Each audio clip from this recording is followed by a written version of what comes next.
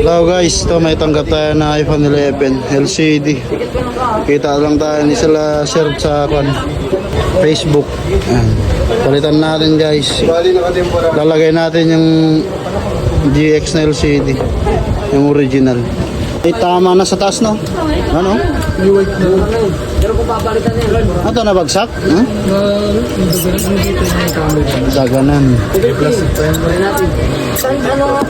Kaya nakita sa TikTok? Sa TikTok o sa Facebook? Facebook.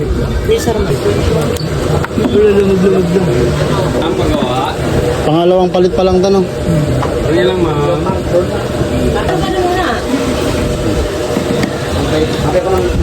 Ilagay natin guys.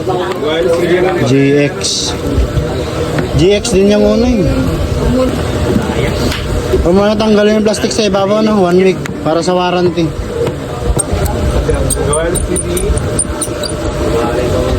So guys, okay na.